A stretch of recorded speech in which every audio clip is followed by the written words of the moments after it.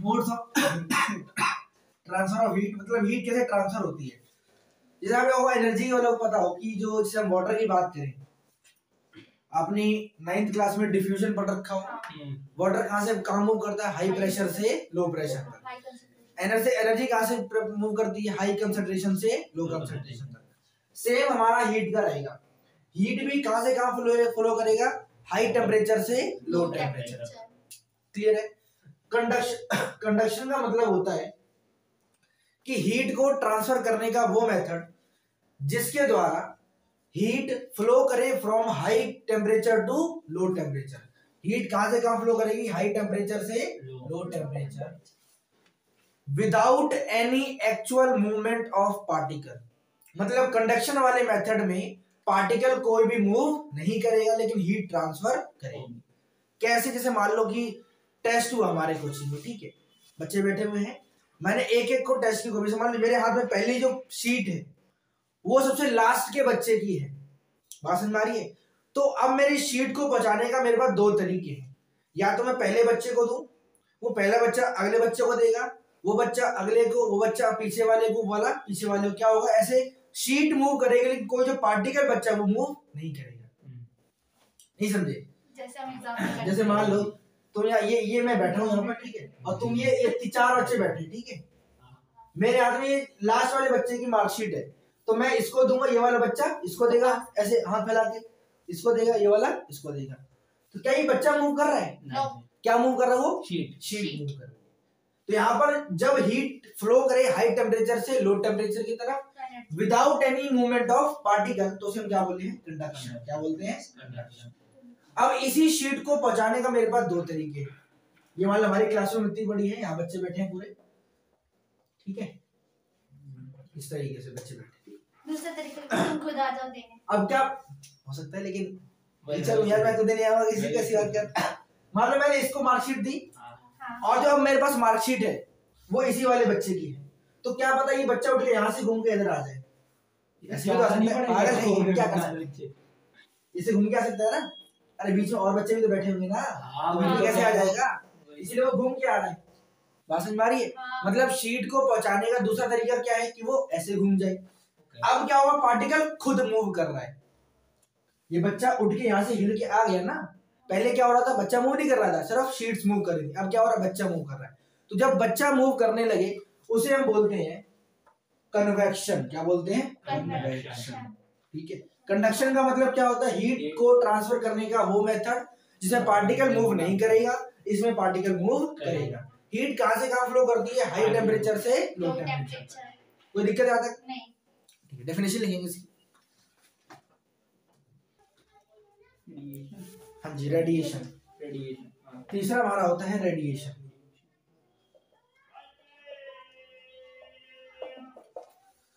Radiation का मतलब होता है कि सोर्स से जो हीट निकल रही है वो पार्टिकल के पास पहुंचेगी, पार्टिकल के पास पहुंचेगी, लेकिन इस बीच जो मीडियम होगा, यहाँ पर मीडियम होगा, जो ये हीट सोर्स से निकल रही है वो पार्टिकल तक पहुंचेगी, लेकिन इस बीच जो मीडियम होगा, मीडियम पर कोई भी इफेक्ट नहीं आएगा। तो इस मेथड को हम क्या बोलते हैं? रेडिएशन। वो मेथड जिसमें हीट सोर्स से निकलकर पार्टिकल के पास पहुंचेगी, लेकिन उस दौरान जो मीडियम होगा अगर उसको कोई भी इफेक्ट ना हो तो उसे हम क्या बोलते हैं? रेडिएशन वाला मेथड। क्लियर हुआ? बात समझ में आ रही है? जो सन से हमारे पास लाइट वगैरह आती है, सनलाइट आती है, वो किस तरीके से आती है? रेडिएशन मेथड से ही आती है। क्लियर हुआ? कंडक्शन और कन्वेक्शन की बात करें, जो कंडक्शन और कन्वेक्शन होते हैं हमारे, ये हमारे बहुत ही स्लो प्रोसेस होते हैं। कैसे होते हैं? स्लो, बहुत ही छोटे। लेकिन जो रेडिएशन वाला मेथड होता है ये बहुत फास्ट होता है। बात समझ में आ रही है? तो एग्जाम में पूछ सकता है कि किस मेथड से आप किसी भी पार्टिकल को बहुत जल्दी गर्म कर सकते हैं? रेडिएशन के द्वारा। कंडक्शन, कन्वेक्शन और रेडिएशन में सबसे ज्यादा फास्ट प्रोसेस कौन सा होता है? रेडिएशन। स्लो कौन सा होता है? कंडक्शन और कन्वेक्शन। क्लियर हुआ? कोई दिक्कत? अब हमारा जो मरकरी होता है Hg, मरकरी को हीट करने के लिए हम लोग कंडक्शन का मेथड यूज करते हैं। कौन सा करते हैं? कंडक्शन। कन्वेक्शन और रेडिएशन हम लोग यूज नहीं करते। ये एक बार पेपर में क्वेश्चन है। क्लियर है? कि मरकरी को हीट करने के लिए कौन सा मेथड यूज करते हैं हम लोग? कंडक्शन। क्यों करते हैं? मैं भी ये सोच रहा था मरकरी को हीट क्यों करना है। बता, अरे समय तो दे दो, सारी चीजें बताते हैं। अभी थर्मल कंडक्शन आगे टॉपिक है, समझे क्यों करते हैं? हाँ तो सब में मिलता है ना। मैटर को और अब यही बात है, आप बोल रहे हैं लिक्विड फॉर्म मिलता है, मिलता तो हमें आयरन भी लिक्विड फॉर्म में ही है। नहीं मिलता अगर तू ही तो बोल रहा था वो मैटर। यार लेकिन वो तो पर्टिकुलर है ना, वो तो मरकरी लिक्विड में मिलेगा। हाँ देखो थर्मल कंडक्शन,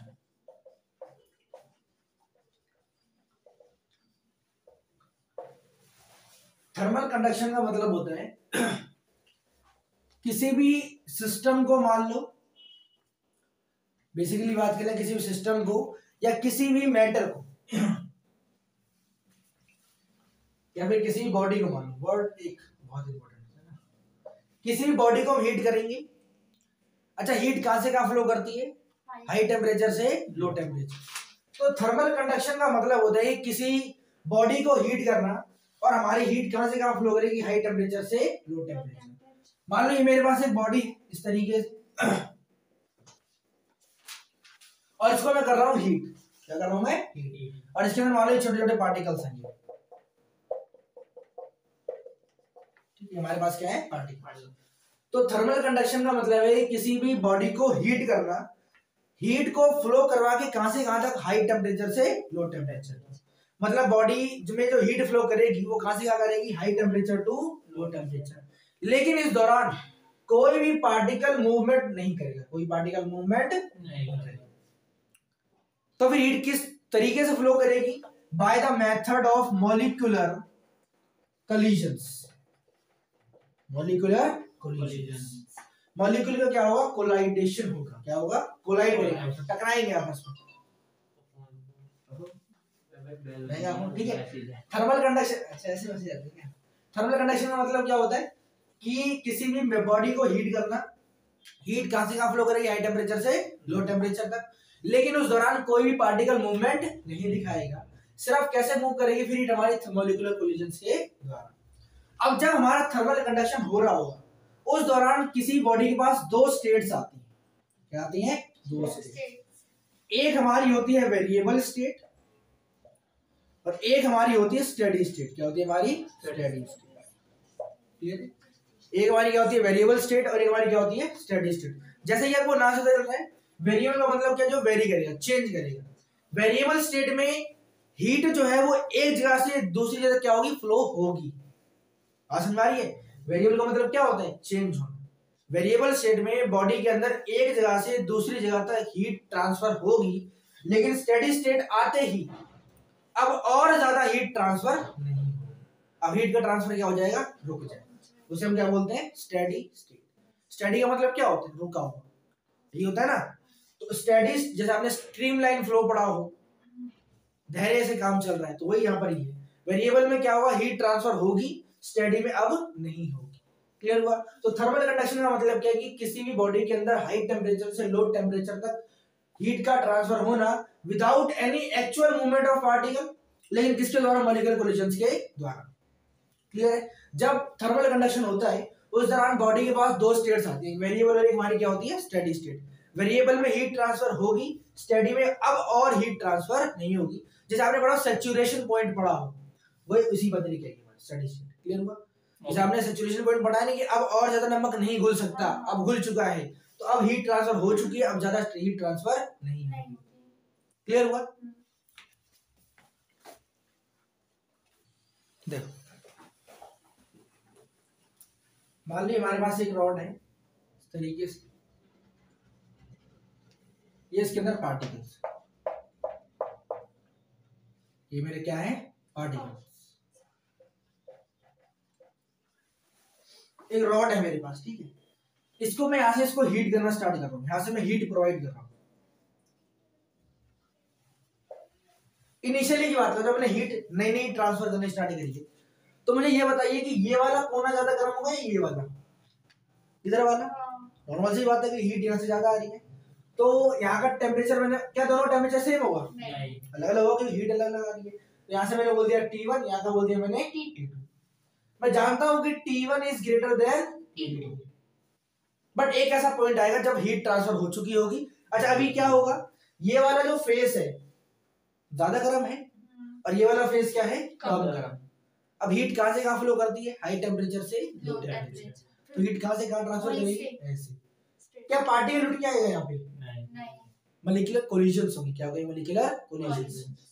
एक मॉलिक्यूल दूसरे धक्का देगा, अपनी हीट को ट्रांसफर कर देगा, वो वाला दूसरे को देगा, तो ऐसे हीट ट्रांसफर होगी। ऐसे बात समझ में आ रही है, आ रही है। अच्छा अगर मैं डेल्टा टी की बात करूं, इसका मतलब क्या है, चेंज ऑफ टेम्परेचर,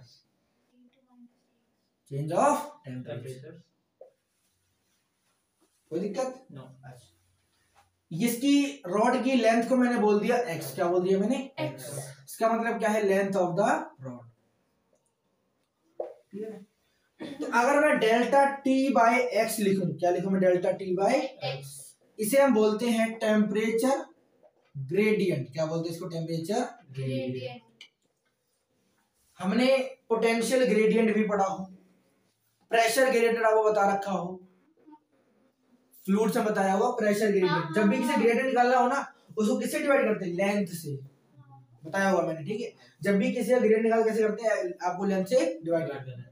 यहाँ तक कोई दिक्कत, इसको लिख लो, थोड़ा सा काम है आगे।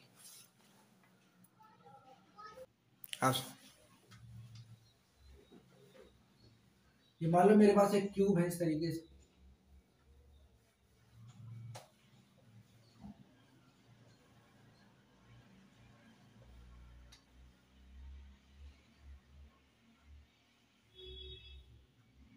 ठीक है। ये मेरे पास क्या है, क्यूब। ये इसका एक फेस है और ये इसका एक फेस है, इस तरीके से क्यूब है, ठीक है। ये जो फेस है वो मैंने बोल दिया हाई टेम्परेचर पर है, किस पर है, हाई टेम्परेचर। मैं यहाँ से हीट ट्रांसफर कर रहा हूँ, ठीक है, मतलब उसको प्रोवाइड कर रहा हूँ। तो ये वाला फेस किस पर होगा, लो टेम्परेचर पर। कोई दिक्कत, क्लियर। इस क्यूब की लेंथ मैंने बोल दी x, क्या बोल दी मैंने, x, क्लियर है। अच्छा, Q का मतलब क्या होता है, हीट। क्या होता है, हीट। ये मतलब होता है, Q का सिंबल मतलब हीट ही होता है। तो Q को मैंने बोला कि amount of heat, amount of heat.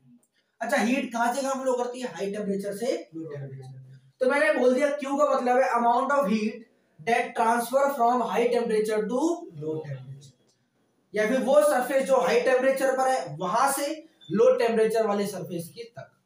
कोई दिक्कत। डेल्टा टी का मतलब क्या होगा, चेंज ऑफ टेम्परेचर। क्या होगा, चेंज ऑफ टेम्परेचर। ए, इसको मैंने बोल दिया एरिया ऑफ ईच फेस। क्या बोल दिया मैंने, एरिया ऑफ ईच फेस। ये जो फेस है ना, इसका एरिया मैंने बोल दिया ए। क्या बोल दिया मैंने, क्लियर है।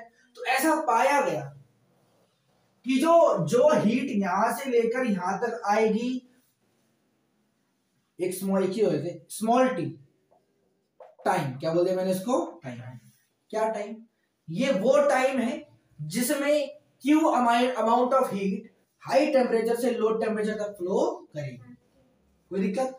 टी का मतलब क्या है, वो टाइम जिसमें हमारी Q amount of heat high temperature वाले सरफेस से लो टेम्परेचर वाले सरफेस तक मूव करेगी। कोई दिक्कत। तो ऐसा पाया गया कि जो हीट इतने टाइम में यहां से लेकर यहां तक आएगी वो एरिया के डायरेक्टली प्रोपोर्शनल होती है। कैसे होती है, एरिया के डायरेक्टली प्रोपोर्शनल। और वही हीट चेंज ऑफ टेम्परेचर के भी डायरेक्टली प्रोपोर्शनल होती है, और वही हीट लेंथ के इनवर्सली प्रोपोर्शनल होती है। क्लियर है। अच्छा अगर मैं तीनों को कंबाइन करूं तो क्या बनेगा, बाय एक्स। जब ये प्रोपोर्शनलिटी का साइन एक कांस्टेंट टर्म आएगी जिसे मैंने बोला के। क्या बोला मैंने, इसका मतलब होता है कोफिशिएंट ऑफ थर्मल कंडक्टिविटी। क्या होता है, कोफिशिएंट ऑफ थर्मल कंडक्टिविटी। कोई दिक्कत है, क्लियर है। लिखिए सबका। अब ये जो फॉर्मूला है अब न्यूमेरिकल में आने वाला है, बहुत तरीके से यूज।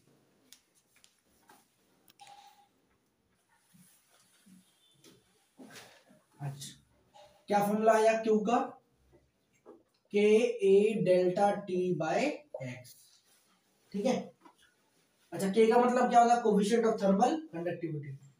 अगर इसकी यूनिट निकालें, Q का मतलब क्या होता है, हीट, और हीट की यूनिट क्या होती है, जूल। क्या होती है, जूल। A का मतलब क्या है, एरिया, क्या यूनिट होगी, मीटर स्क्वायर। डेल्टा T मतलब चेंज इन टेम्परेचर, यूनिट क्या होगी, केल्विन। X का मतलब लेंथ, यूनिट क्या होगी, मीटर। L होगी ना, एक मिनट थोड़ी सी गलती हुई क्या, एरिया की L2 होगी, L आएगा ना। 2 मिनट जो मैंने लिखवाया ना, मतलब मैंने 4-3 से लिखवाया, Q is equal to A del T inverse X, small t भी होता है, बस ये थोड़ी सी गलती है, ठीक है। मतलब यहाँ पर स्मॉल t आ जाएगा, ठीक है। मतलब जितना टाइम हीट उसके डायरेक्टली प्रोपोर्शनल होती है, ठीक है। बस ये मतलब यहाँ पर टाइम भी होगा ना, तो टाइम यूनिट क्या होती है, सेकंड। कोई दिक्कत, एमकेएस में कर रहे हैं क्या? नहीं इसकी यूनिट निकाल रहे हैं। हाँ एसआई और एमकेएस सेम होती है ना, मतलब एसआई बेसिकली निकालते हैं, वही रही होती है ना। एम से एम क्या कैंसिल हो जाएगा,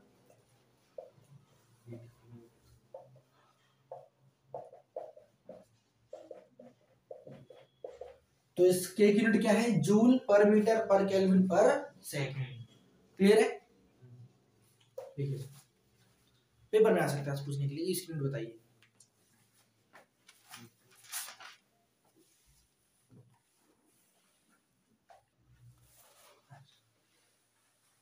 अगर मैं करंट की बात करूं,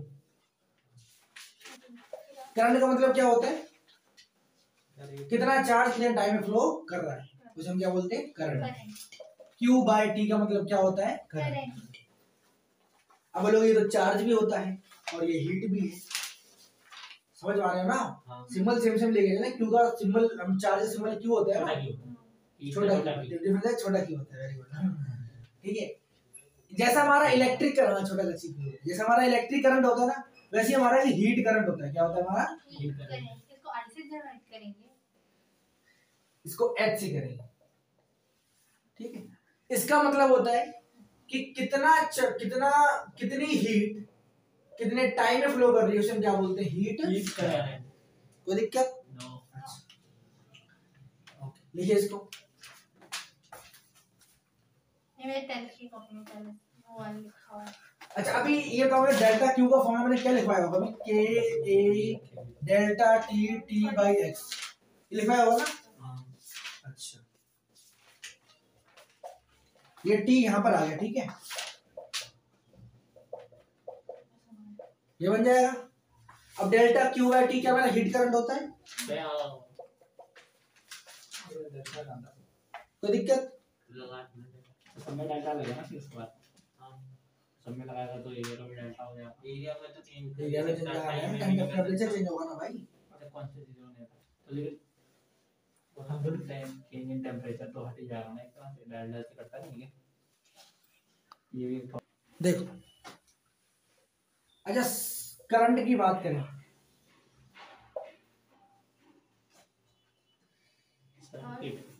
ये क्या है, दिस इज रेजिस्टेंस। रेजिस्टेंस क्या है, रेजिस्टेंस। सीरीज में रेजिस्टेंस सेम होता है कि अलग अलग होता है, अलग नहीं सेम होते हैं, अरे वाह, सेम होते हैं, करंट सेम होता है। क्या सेम होता है, करंट होता है। सीरीज में क्या सेम होता है, करंट सेम होता है। जिस तरीके से इलेक्ट्रिक सर्किट में सीरीज में करंट सेम होता था, उसी तरीके से हमारा हीट करंट भी सीरीज में क्या होता है, सेम होता है। क्लियर है, इस पॉइंट को लिख लें, in series heat current is same.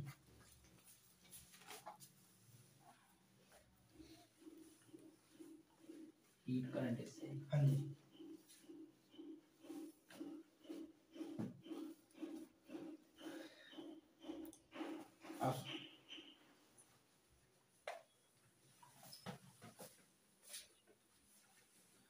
अब जैसे हमारा इलेक्ट्रिक सर्किट में रेजिस्टेंस नाम की चीज होती है, वैसे हमारी एक थर्मल रेजिस्टेंस नाम की चीज भी होती है, थर्मल रेजिस्टेंस।